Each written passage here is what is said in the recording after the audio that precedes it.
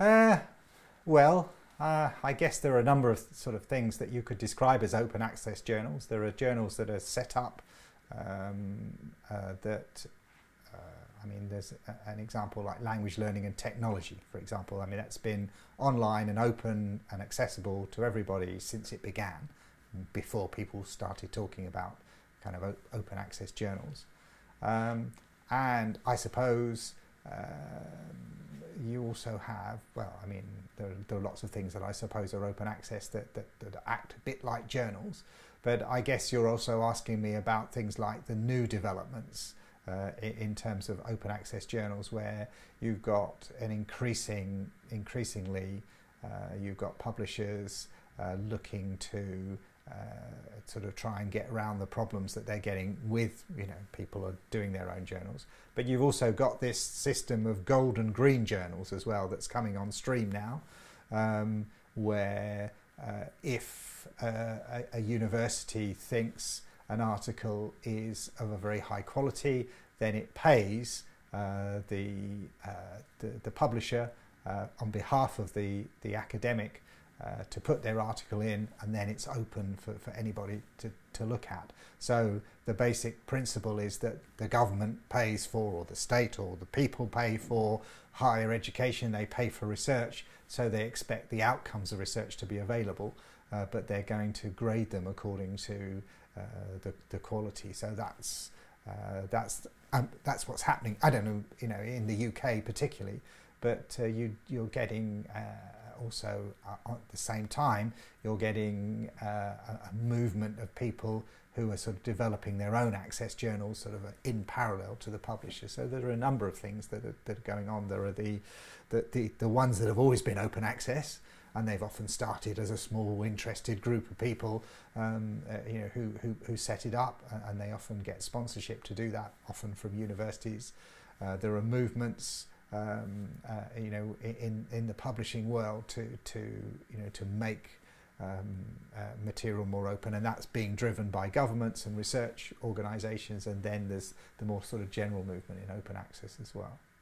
So I think it's related to the whole notion of open educational resources in general. It is a fact that what we do in state education it is sponsored and funded by the taxpayer, and so people who are paying for those resources ought to be able to get access to that kind of idea.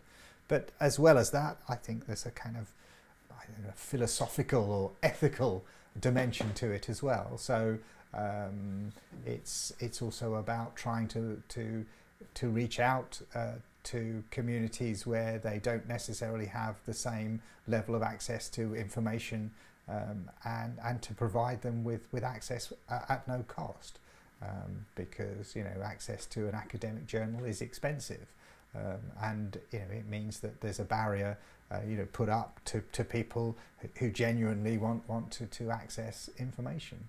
And also it's related a little bit to movements that have led into developments of MOOCs and that kind of idea. So it's about the debate that's going on generally in education. Why have publishers increased the cost of journals? That's a very interesting question, considering that journals are produced fundamentally by academics who get paid nothing for the work that they do, probably because they want to increase their profit margins, pay their shareholders. I'm not really sure. I haven't actually heard that statistic, to be honest. It has always seemed to me a completely invidious process that publishers make a lot of money out of academics who are forced basically to publish in journals in order to get promotion. So yeah, it's a rather disturbing statistic, and I suppose maybe it's to some extent it matches the sorts of statistics that you get about the increase in student fees in countries like the States and the UK. So I don't know, it's quite shocking. Yeah. But do you think they are related, student fees and journal costs? I don't see why they should be, because You know, I mean, I suppose if publishers put up their prices, then one of the reactions of universities is to, you know, is to increase their their fees to sort of cover those costs. But I think it's more complex than that. I mean, there has been an inflation in terms of fees, but it's not true all over the world. I mean, you know, the vast bulk of Europe still don't charge, you know, very high fees for their courses.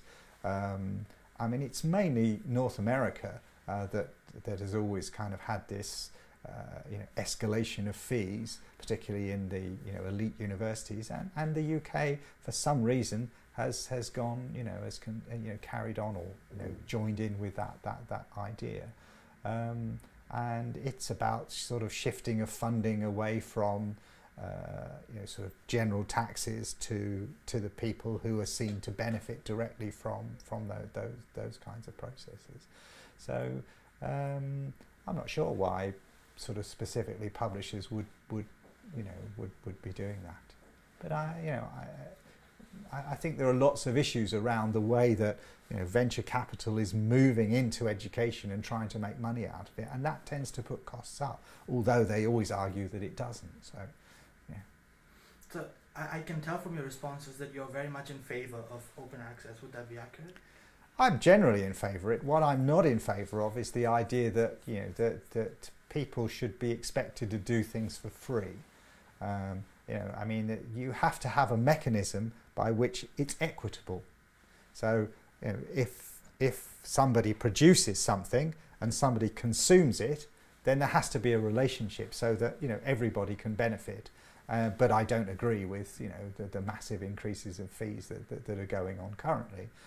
I think there are other ways of dealing with that, and I also think that in a country like the UK, that, you know, the government has a responsibility, and, you know, the general populace benefit from the fact that, you know, there are universities and there are people doing courses and the output and all that kind of stuff. So I think, you know, I'm not somebody who's completely against fees, but I think they have to be equitable and fair, and they have to be about, you know, about sort of recovering kind of costs rather than making profits. And what I'm worried about is that, you know, the way that things are going, we're increasingly moving towards privatised state education systems, and I think that's going to be detrimental ultimately.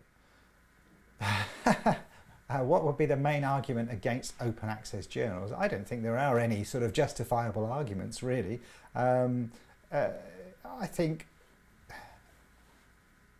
it has to be within a cost model. It has to be done in a way that means that anybody who's kind of contributes to it also gets something back out of it as well. So, I mean, I would be in favour of something like a cooperative system, and I would also be in favour of sort of, you know, different levels of access. So, I mean, if you're, you know, a university in a part of the world where you know, your financial model is very different from what it is in the Western world, then I think that you should be able to get access to the journals, you know, at a modest price, and that maybe, you know, is subsidised in some ways or cross-subsidised from other organisations. You know, in the same way, I mean, I just bought a UNESCO publication, and, you know, I paid more than if I come from the developing world, so that seems perfectly reasonable to me. But, you know, if we're not careful, we're going to move ourselves, we're going to push ourselves into a corner where education and publishing and those kinds of things are controlled by the wrong people. And they're not anymore controlled by people who actually have an interest in publishing and, you know, getting knowledge out there. They're interested in making money, and we'll either have endless advertising on the sites, or we'll have you know, we'll have sort of situations where, you know, people are just employed on a, you know, sort of jobbing academics, really, you know, and that's what worries me about that. Actually, there's been a shift in, I think there's been a shift in this idea that, yes, I mean, if you publish in, you know, you're in a field like science and you publish an article in Nature, for example, then that gives you a lot of kudos. There's no doubt about that. But actually, when we're assessed for our research excellence, which is what's going on at the moment, they actually read the articles and look at them and assess the quality. So yes, one of the issues is what journal it's in, but another issue is, well, what's the quality of the article like? So actually, there seems to be less pressure in some ways to necessarily go for the best journal.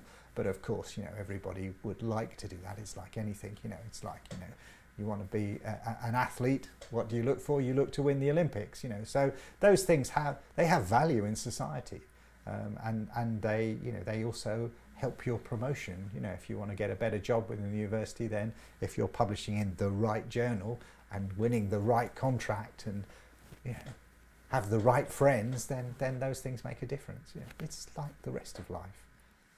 I think you should care about open access, yes, because I mean it means that the problem with non-open access is that you get access to material while you're on the course, but when you finish the course and you go away from the university, then the doors are closed again. So it's like, it's open for a very short period of time and then it closes. So if you're somebody who's trying to develop an area of interest, then a lot of information is closed down for you. So I think the more that things are open access, and the more actually, the more that we understand what the issues are behind open access, and lobby the relevant people to make sure that it doesn't go down a commercial route, the better, the more open information will be, and the more likelihood people will have of actually being able to develop themselves in the ways that you want. That's what education's about at the end of the day, really.